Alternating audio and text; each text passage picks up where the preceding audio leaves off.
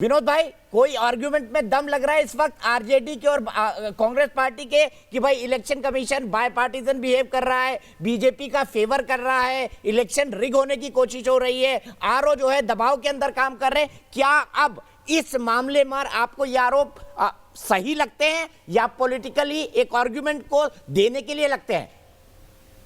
देखिए दीपक जी, ऐसा है कि ये आरोप जो है चुनाव में हमेशा लगते रहे हैं, पहली बार नहीं लग रहे हैं। और जहां जो लूज करने लगता है या उसको लगता है कि वो लूज करने की स्थिति में है तो वो आरोप लगाता है। और ये ग्राउंड पर क्या स्थिति है इसके बारे में मैं नहीं कह सकता यहाँ दिल्ली में बैठ करके, क्योंकि जहां पर रिटर्निंग अफसर कौन है और कितनी सीटों का फर्क है बहुत माइक्रो डिटेल है। लेकिन अगर माइक्रो लेवल पे देखें तो ये आरोप जो है इलेक्शन कमीशन पर कोई नया आरोप नहीं है, पहले भी लगते रहे हैं। कांग्रेस भी लगाती रही है, बीजेपी भी अपने टाइम में लगाती रही है। और जो बार बार कह रहा हूँ, जो लूज करने लगता है वो लगाता है। 2009 का याद करिए, ईवीएम पर सबसे पहले आरोप अडवाणी जी ने लगाया था। नरसिम्हा राव ने तो किताब लिखी थी, उसपे जीवीएल नरसिम्हा राव ने, सुब्रमण्यम स्वामी सुप्रीम कोर्ट गए थे।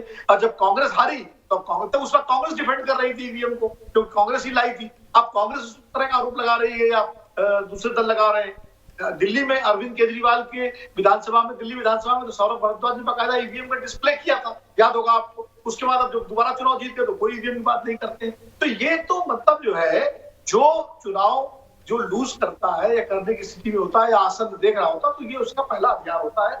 और पहले भी, और एक और बता दूं मैं आपको, माइक्रो लेवल पर गड़बड़ियां होती भी है, ये भी मैं नहीं कहूंगा।